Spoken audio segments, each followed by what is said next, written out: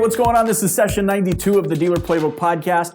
I'm so glad you're here because today we get to go deeper into the concept of becoming the mayor of your community. For those of you that watched session 91 with Gary Vee, you'll remember he talked about at the end of his interview about what he would do if he was a car sales professional, and he mentioned that he would become the mayor of his community online. He would talk about, the things that the community is interested in. Well, today, my guest Nathan Hayes, who by the end of this episode you will be calling the mayor of Carville, is going to take you on his journey in the automotive industry in just like the last 6 years, where he's gotten to a point where even competitors are calling him the mayor of Carville. So you're going to get an inside scoop into what he has done personally to become the mayor and kind of take what Gary Vee's talked about into deeper context. Now, before we dive into this episode, a lot of people have been asking where they can get this version of this DPB t-shirt, and I'm just going to post a link somewhere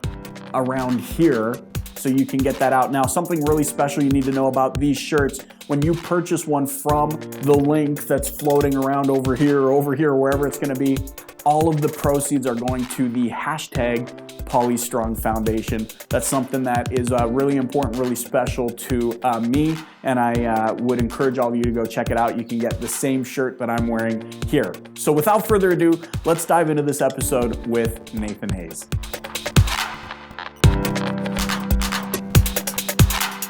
All right, here he is, the mayor of Carville. Mr. Nathan Hayes, man, thanks so much for joining me on DPB. Hey, Michael. Great to be here. Love the show. Long time follower and listener, and I'm truly honored to be here. So I'm jacked up. Appreciate that, man. Cool to have you on the show today. And this topic that we're going to be discussing is very timely, especially since the Gary Vee episode, which you in fact are following. Gary gave some interesting insights into what sales professionals can do specifically to expand their market or dominate their market, which is what you are going to give us the tips on today, which I'm looking forward to. But Before we get into that, I want to just turn it over to you for those that are maybe this is their first exposure to the mayor, to Mr. Hayes. Tell us a little bit about yourself, your career, your journey in automotive, and then we'll get into the tips, tricks, and strategies. Sure. Well, the mayor was a pseudonym or nickname, came up as a joke about 3 or 4 years ago. I've been in the car business now for almost 6 years and really had no sales background before, just kind of been a homebody, went away, moved back, and all my coworkers are like, man, so many people know you everywhere we go out to lunch, you work late, you're here, and then all these people just keep coming and asking for you like you know everyone, or I know a couple people and you know 10 times that many, or you have a ton of Facebook friends, or whatever else. So that's kind of always been an inside joke. But I mean, I found myself in the same boat as maybe some of your coworkers or whatever, where they're like, man, I don't feel like I know anybody. And so I think it's important to note, though, that if you actually sat down and you started making a list of everyone you know, and maybe you don't know them by name, but you associate with them. Maybe it's your barber, or I don't know, like your whatever, the favorite bakery you go to or the deli you go to, and you just made a list of those people, like, the person that you would fill up a piece of paper pretty quickly. Yeah, so when I was growing up, all my guy friends like hanging out with me because I remembered everyone's name. So like at high school reunions, I'm popular because I remember all of our classmates. Yeah. I think I have 4,000 some Facebook friends. Sure. If you rewind back 2 years before I really started hyper networking with a lot of people in the car business, I mean, every single person, it was a joke at work, every single person that I'm friends with on Facebook, I could tell you who they were, how I met them, when the last time I saw them was, maybe, who they're married to or dating. And it's not like I creep on people. It's just, I was going to say in a non-creepy way. It's like, they have a segment on 60 Minutes where they say, oh, where were you December 5th, 2010? And people can remember what they wear or where they were from or where they were living, what they did that day. I can just remember that with names and faces. So that is an advantage for me. That's why I think this episode will be important to anyone who's new in the car business or has been in the car business for 10 or 15 years, because there's so much out there. And nowadays, because of the internet, I think there's less and less people that just firsthand just straight up coming the dealership on the lot. I think you really have to make a name for yourself and network with people, and that way people just automatically come to the dealership and ask for you, as opposed to just walk in the front door and maybe they don't get greeted, maybe no one ever follows up with them, maybe nobody talks to them so they leave, or they have this perception then of your dealership that nobody wanted to help me, as opposed to I can just technically sit at my desk and people come in and ask for me, not all day every day, but I mean it's pretty. Today was my day off, and 2 people came in and asked for me when I was there. Yeah. So, I mean, that's a good feeling. It reminds me of one of my favorite books, and I know it's a lot of people's favorite books, How to Win Friends and Influence People. Mm-hmm.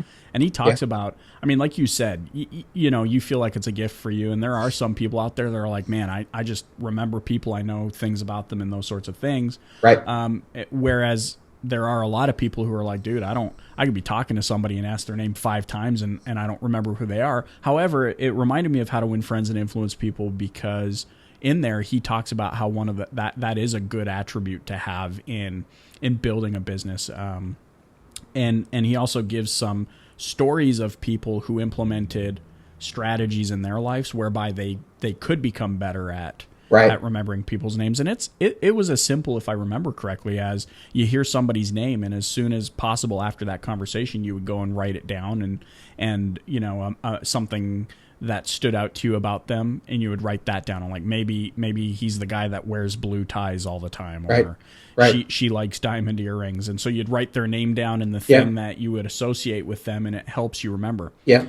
But having said that, we know, okay. You've got this ability, to remember people's names, and we know the importance of that. Walk me through 6 years. I think a lot of people would agree, hey, that's not a lot of time in the car business. But to go from 6 years ago not being in the car business or just starting in the car business to where you're at today, where on a consistent basis people are coming in and asking for you even on your day off. Right. This is something I think a lot of people would agree they want, for those watching or listening. Absolutely. In. How do I make that happen? Walk me through this. Like, just where do we start out? Because I know these people listening in, they're going, okay, this is cool. That's what I want. What's my step 1? What's my step 2? So if you had to walk me through, what were your steps coming into the biz? Yeah. What are you working on? I think it's important to note too, just being on this call, 6 years. You're coming a long way. So I would just start at first, day one, I got actually interviewed, and then they said they were too busy, so I needed to come back another time. I mean, I was in essence a nobody. I had never been in sales before. I had, kind of from my hometown or whatever else, but I didn't know the difference between a Hyundai Sonata and a Honda Accord, or a Kia Optima and a Nissan Altima. Right. So, anyone, starting tomorrow or after this episode airs, these are all things that anyone can relate to, whether you've been in the business for a long time. And so it just, I did things just because I didn't know any better. I got my job because I joined the Chamber of Commerce. We had a group called Young Professionals. That's where I basically got hired or offered a job. I stood up in front of a bunch of people and said, hey, I have a college degree. I work part-time, and I'm looking for a job, and everyone laughed. And that's in essence how I was told by my boss, hey, if you've got enough stones to tell everyone you're unemployed and laugh about it, you should sell cars. And so apparently that was funny. And I remember Subi's episode. She talks about basically a lot of great people get into the car business on accident, and that really resonated with me a year ago, I think, when she said that, because the same thing happened to me. So, I would pick a hobby and stick with that. So like I like coaching, or I like sports. But I knew obviously at 31 and I weigh 200 some pounds, I wouldn't be able to play sports. So I would coach sports and volunteer, and I look at that in a numbers game. Every year I'm going to coach 10 or 15 kids. Those kids have parents. Those parents buy cars. Their friends buy cars. Their grandparents buy cars. They have another child. You need a bigger car. And then now those kids, 6 years later, they're aging out or aging up, and they're in high school, so now they need cars. So I had really 6 good years of coaching in the summer, just volunteering for fun, and then I'd coach my now daughter and all those parents. I mean, I don't sell 20 cars a month to previous T-ball parents, But that's something, if you pick a hobby, whether it's fishing, scouting, um, coaching, chess club, speech and debate, theater. Let's say you like to work out. A lot of people in the car business probably don't have the healthiest lifestyle. I get a lot of friends that are, jacked and ripped and stuff. I'm not. So I do a fitness challenge every year, and I do it selfishly for myself to lose weight. But I know that on my team or the group that I'm in is predominantly going to be women. They're decision makers. And in each of my classes, there's going to be 20 people. And those are, I mean, not that everyone's a number because I never treat anyone that way, but it's just all it is do you have a better chance of selling a car to someone who's a fresh up on the lot or someone that you've sweated with for 90 days over a fitness challenge and laughed and cried and panted and been upset and cursed at your trainer. And if you're just joining this conversation at this time marker, understand that there is context before the sweated with, laughed with, and cried with. Yeah, exactly. And it's all those things around you. So I knew, hey, I'm new in the car business. I know lots of people. They don't know where I'm at. They don't know what I'm doing. I need to go tell them. And yeah, you can, advertise on Facebook. And I try to post, I try to be myself on Facebook and not advertise way too much because I think people get inundated and blown away with, hey, come. I mean, I watch people daily say, hey, we're having a sale today. Come buy a car. Hey, we're having a sale today. Come buy a car. Hey, saying the same thing. And it's everyone's saying the same thing. And it's like, well, I don't know this guy. Half the people, their Facebook profiles don't even sell. Who are they selling cars for? Are they selling cars for their buddy? Right. Or are they selling cars for themselves? And that's just a pet peeve of mine. So, you're basically, you're basically saying, look, people are inundated online with the same message from a gazillion people, but you basically, in a better way, you took that concept offline. You didn't shy away from telling people what you did in real life, correct, where it really matters. Correct. Yeah, because you can be the same person on social media as you are in person, especially if you have a family. You're going to do those things anyway, so you might as well make the best of it. So if I'm going to coach my daughter's t-ball team, it's kind of like herding cats, as we joke about. You might as well get to know all the parents. There's going to be parents listening. How many times have you been on a coach? You don't even get to know the other parents. You don't even know their names. You don't even hardly know the kids' names. Right. The coach doesn't introduce them, blah, blah, blah. I would always get gift cards and stuff, just like when I sell people cars, get bottles of wine or whatever else, because it introduce everyone to everyone else. And that, in essence, would send referrals to them. I've got insurance agents that I've coached your kids for that, later on down the road have sent me referrals or bought cars for me or they need a van or, whatever else. And I just think that just goes back to home field advantage in being aware of your surroundings and knowing, not everyone's going to buy a car every 2 years or 10 years or 15 years, but I have a rough list of maybe some people that I probably should contact in 10 years because I know they're going to be able to trade. I don't need to call those people in 90 days and say, hey, are you ready? Because that's not how it is. Well, I mean, what's standing out to me here is, everything you're talking about, the fact that, wait, I know people and they know people and they know people, et cetera, et cetera, et cetera, and not shying away from telling people what you do or who you work for or those sorts of things. That's very entrepreneurial focused thinking. Have you always been that way? Is that something you grew into, or did a light just go off when you started in the business and said, you know what, I need people to know who I am?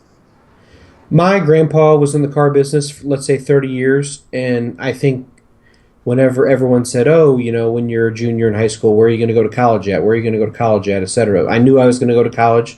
I didn't know what my end game was. I didn't ever expect that I would sell cars. And so I knew when I graduated from college, everyone made fun of me. My junior year of college, I was looking for jobs. I wasn't applying, but I was looking because I wanted to know when and if I graduated, what position I might be interested in that might be available in 2 years. Sure. You can look at the car business exactly the same with your customer base. Hey, I know that I got to sell a car tomorrow, but I also know I got to sell cars in 2 years.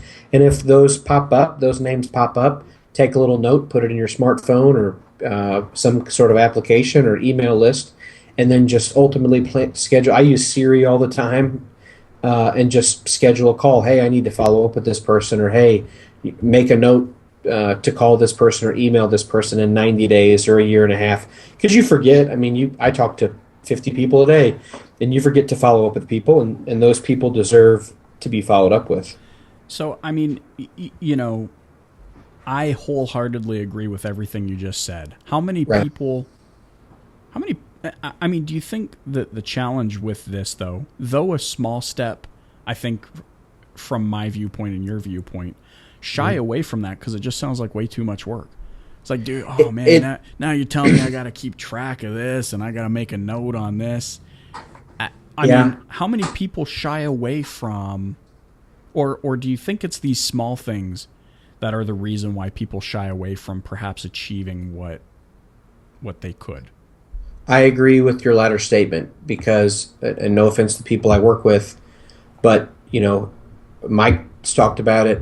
I'm sure Grant's talked about it. I'm sure Gary's talked about it. Everyone that's ever been on this podcast has alluded to it at any point. But you just have to go to work and work. And we work with people. I mean, this probably goes for you and maybe some of your staff. I try to put together a list the night before of things that I'm going to do the next day. That way I have 4 to 5 little goals that I can achieve. And that way I feel like I was a success. And then those 4 or 5 things you do and accomplish, you check those off at the end of the day. I don't have a list of 30 things. I got a list of 4 or 5 things I can do. Then I feel like truly, A, I did something at work. B, a lot of those tasks are going to lead to potentially another car deal or helping someone out in the service department or following up with someone that's going to lead to referrals. Yeah. And it's not instant. I didn't become successful 4 years ago. I've started becoming successful, this year. Sure. I mean, not that I haven't been unsuccessful. It's just I can see the results, and part of that has to do with staying put. Part of that has to do with making a name for yourself, and treating people the way they wanted to be treated. People talk about the golden rule: treat others the way you want to be treated. Mm-hmm. I talk about the platinum rule: treat others the way they want to be treated. And that's where really the theme of home field advantage came. As a book I read about 3 years ago. I got invited to be in a networking group. If you're not in a BNI group or a networking group, some of those have become fads, but I think ultimately it gives you the chance to connect to 20 or 30 people that are looking to do business with themselves, or for you to do business with them, or you can lean on them and they can do business with you. How many people that listen to this connect with realtors? The realtors in your market, they're the pulse of your economy.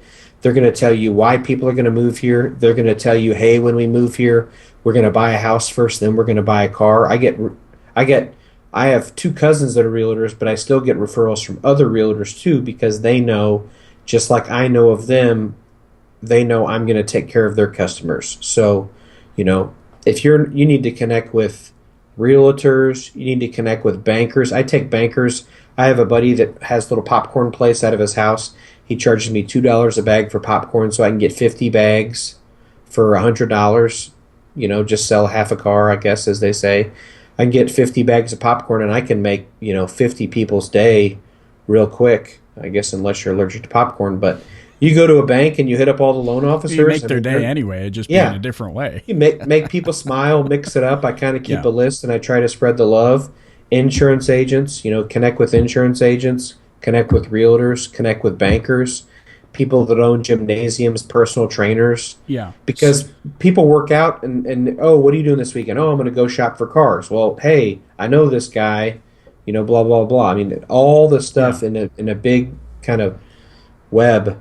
Yeah, and what intrigues me about this is the first 3 things that you've kind of talked about here have nothing to do with actually selling a car. Right. And we talk a lot about this on the show, building relationships of trust, because those are the only types of relationships that matter. They're the only types of relationships that are sustainable. I mean, when's the last time you bought something, gave your hard-earned dollars to someone that you didn't trust? Right. And it's one of those same reasons why my grandparents immigrate from Italy and shop at Sears till the day they die, because there was a group of people there that they trusted, or they trusted the name brands of the product. And so, where I'm going here is, I think, and you tell me, I mean, working, inside the store, give me your reading on this. But I would venture to say that one of the biggest challenges we face as an industry when it comes to the sale of a vehicle is that we in the back of our minds expect that every day I'm gonna sell cars today, and we don't reverse engineer what that looks like. And so the journey you're bringing me on here is I'm reverse engineering this. We're not talking about selling cars right now. Today we're talking about building relationships. What's your viewpoint? Are people mean? Are people too focused on the sale of a car? I tell all my customers selling cars is very easy. Other dealerships and other car salespeople make it very hard. Whether they make it hard for themselves or, of course, selfishly, they make it hard for me. Right. I absolutely don't think it's short term. I think when you look at your bank statement and you look at your direct deposit and you look at your commission slips, I mean, ultimately paying bills and having a family or trying to start a family, buying a house, trading in upgrading your own ride, that's short term stuff. But I just think long term goals. I mean, I have families that have bought 6, 7, 8, 9, 10 cars from me. And I don't work with anyone else, but maybe one person who's been at the same place for 12 years can say that. So where's the balance? I mean, yes, like you said, there are all these short-term things that happen every single month. What's the balance between what you've said here, building relationships, building a network, telling people what you do? I mean, all, in my opinion, all very simple things. I think you would agree there's no rocket science here.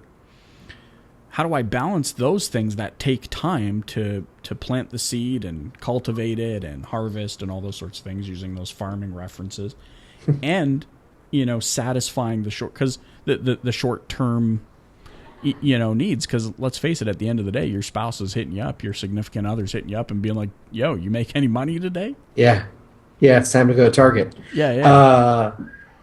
There is a balance, and that's something that I'd imagine I probably need work on or sometimes struggle with. I think it just goes back with casting a pretty wide net and then cultivating those relationships and knowing that there are books you can read where they talk about grading your database. If someone's an A, B, C, or D, how many people those people are going to send you. Obviously, you want to give more attention to someone who's an A than they're a D, or an F is someone that's never going to send you business. Right. I think, I don't put numbers on people's heads, or I don't consider someone a number, but that is true. I have a guy that I've been over backwards for, and I don't even know where he lives. We delivered the car to him, and for whatever reason, he still doesn't like me, and he had his 5-year anniversary call the other day, and I've literally never talked to him ever since I've sold him a car. But I think he was a good person. I guess something happened somewhere where we delivered him his car and it rubbed him the wrong way. And I just think you can't quit working, because I can't go to work and just bank on I'm going to get 10 referrals this month, or I need to send out 20 referrals, that way I get 5 from these people. It's just a constant. I still take ups, I don't think I'll stop taking ups for, another 5 years probably. But I think over, let's say, 5 years, I've sold over 800 cars. And then let's say 10% of those people are in the market at any point. Those 80 people that my job when I go to work every day is to find, whether they live 2 hours away or down the street, that want to upgrade their car. And I've missed some. I mean, you're always going to miss some. You're not going to get everyone back the second time. Yeah. And I think that's the beauty of, social media, Instagram now. If you're not on Instagram, you should be on Instagram. If you're not on Snapchat, you should be on Snapchat. If you're not on Twitter, you should be on Twitter. Just because when someone searches your name, that's just one more little free nugget, as you say, or as everyone says, to be seen or to be found. And it is a balance. It's a struggle. I try to talk to 10 previous owners. This is kind of something to practice. I try to talk to 10 previous owners, satisfied owners, every day. And so that's 50 people a week, 60 people a week. And one of those people surely is going to know someone that is going to need a car. So that's an extra 4 deals a month. And people I work with sell 4 cars a month. Some people I work with sell 8 cars a month or 12. And so that's just one of the processes that I use, contacting happy, warm, previous owners every day. 5 days a week. Okay, so now And that's bring the me answer. inside of this, because I know now people are going, okay, I get this. Okay, we network, we introduce ourselves to people, we make them aware. I talk about this all the time. Like, it's so simple when you break it down. If nobody knows you exist, if they're not aware of it, then Right. Nobody can do business with someone or something they don't know exists. So the science of that really connects. It's simple. Right. Absolutely. The next step now is somebody says, "Oh, cool. What do you do?" You say, "Hey, I'm whatever your spiel is. I work at Jefferson City, Autoplex, right?" Yeah. And they go, "Oh, where do you go from there? Like, how does Nathan Hayes get into the conversation to pique interest? Do you have a specific script, a word track, a go-to that you found that just like works like a charm?" So I guess my mom raised me right. 5 years ago, 6 years ago, when I started meeting people, I knew that truly the conversation was about them. So you're dating women, and my wife knows that I can talk for 5 hours. I mean, my customers, my bosses tell me, Nathan, these people already told you they're going to buy a car from you, and you're still talking to them about, what's going on this weekend at the fair or whatever else. Yeah. So I have the gift of gab, and I think that just wears people down. Whoever talks the least wins, whoever talks the most loses. That's a conscious thing that you need to make effort of. And so it goes back to like what Ryan Stewman talks about. There's a great guy out there, Coach Michael Burt. You guys had him on the show. He talks about basically what he believes in, and that leads into what the customer or prospect in essence does versus what you do. It makes a conversation about them, and then if they're a pretty decent, wholesome person, they're going to ask you what you do. So then you're not creating a wall by saying, hey, I'd sell cars, come see me or whatever. I work with people, all they do is just pass out cards, pass out business cards. That's not, as some people say, that's not really prospecting. They just get thrown away or Sure. I don't keep business cards. I mean, I do, but I don't. So, I don't ever it's go very back through simply, it's the law of reciprocity. Yeah. Right. And, So what strikes me about this is you make it about them, and you also what's funny about this is you make the conversation about them, you give them something to reciprocate on first and foremost, but then you also talk about these guys that do nothing but handing out cards and how it doesn't really work that well and it's very tiresome. And earlier in the conversation you talked about the guys who are doing the exact same thing on social media. And so what I want to draw attention to here is if it doesn't work in real life, it's not going to work on social media because guess what? Ding dong, power nugget. Social media is real life. Yeah. Like sitting at your keyboard does not transform you, like translate you to some alternate reality where all of a sudden stupid makes sense. Right. Creating a Facebook post that you sell cars doesn't deposit money into your checkbook. Well, instantly. and at the end of the day, everybody knows what you do. Yeah. I work at this car dealership. Oh, do you sell ice cream? Like nobody's asking you. Right. So where do you go from there? Okay, you've given them something to reciprocate on. They now ask you, hey, what do you do? Yeah, so then I just basically say, hey, I like since I know lots of people, or since now I've been in the car business, I know lots of people, we're a hub for like the state workers. So someone will say, hey, Nathan, I work for a Department of Transportation. Well, then I know 2 or 3 people that work at Department of Transportation. Maybe that's 2,000 people, but chances are if I know someone, then that's going to give me credit with them because I know 2 or 3 of the same people and you can kind of, it's like when you go on Facebook and someone adds you as a friend and you're like, oh, I've got 36 friends in common with them or 549. Well, man, should I be friends with this person or why am I not friends with this person already? Yeah. That when you know people that they know, that instantly gives you credit. And so I like to make the conversation, I don't just hammer someone, hey, do you know this person? Hey, do you know this person? Hey, do you know this person? Yeah. But I think that gives you, because then if they leave that day or we're at the restaurant and they don't actually, buy a car for me right then and there or say they're, whatever, right, they can go back to work the next day and say, hey, I was at Longhorn Steakhouse and I met Nathan Hayes and he said he knows you. And 99 out of 100 times they're going to be like, oh, man, I love Nathan. He's so funny or he sells cars or blah, blah, blah. And then it's maybe a 10-second conversation about how goofy I am or, whatever else. But that gives me street 10 seconds cred out of their life. 10 seconds of trust. Right.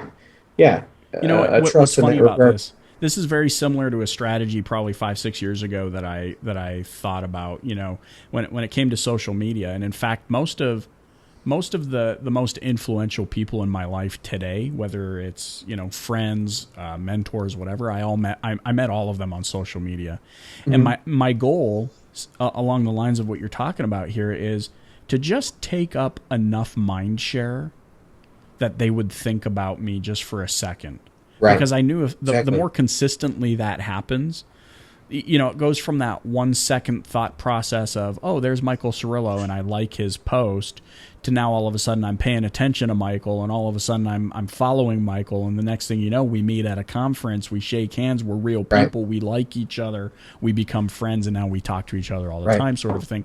You're basically saying the same thing. It's like, hey, I gave them something that they reciprocated on, and albeit maybe it was a 5-second conversation or a 10-second conversation, people like things to talk about at the office, and they're going into the office the next day saying, hey, I met Nathan. It's also a similar conversation to what happens when people find out I'm from Canada. They go, oh, you're from Canada? You know Tom Smith? He lives 4,800 miles away from you, but still. And it gives them something to talk about. There's that central hub of conversation that you get to talk about. Cool. Yeah, absolutely.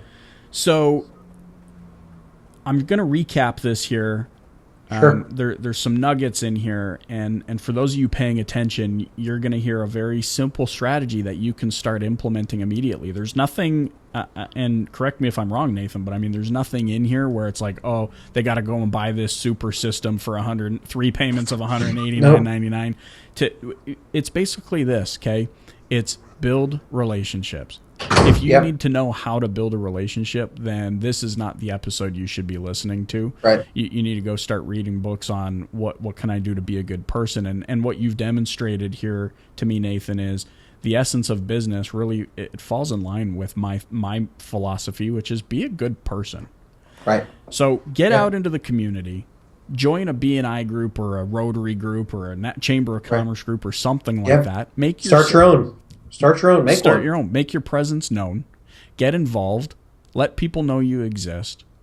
The law of numbers, right? So the more people you can let know that you exist, the more they can let other people know you exist.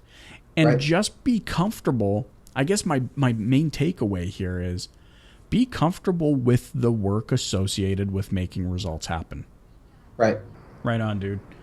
Man, tons of nuggets here, and I'm excited for the show notes because we're going to list out, everything we've talked about here. But in winding down, how can those listening in or watching on YouTube or wherever, how can they get in touch with you? Everything that I have is Ask for Nate, so I have askfornate.com. It's just you're going to cringe when I say this, but it's more of just a digital business page or a business card for me. I'm just kidding. I'm kidding. You can I get referrals sent in through there, just pictures of all my happy customers. Twitter.com/askfornate, Facebook.com/askfornate. Love it, man. Thanks so much for joining me on DPB. Yeah, thanks, man.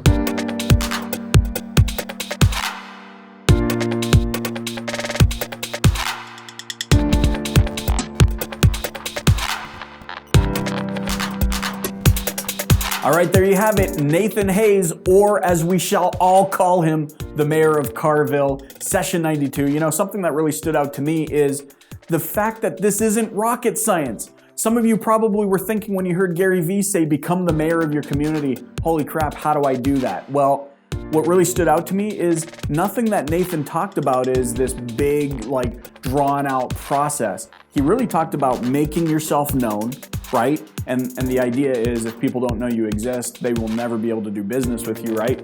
Making yourself known, joining networking groups, introducing yourself and not being shy to do that. The law of multiplicity, I guess, where you think about who you know and they know people and they know people. And eventually, as you build relationships of trust, as you convey value to your marketplace, as you get engaged in the community in real life and not just on social media, you will arrive at a place in your career in the auto industry, like Nathan, where even on his day off, people are coming in and asking for him. That's this episode of the Dealer Playbook. If you enjoyed it, I would love a like or a subscribe here on YouTube. And as always, man, keep the playbook open and dominate.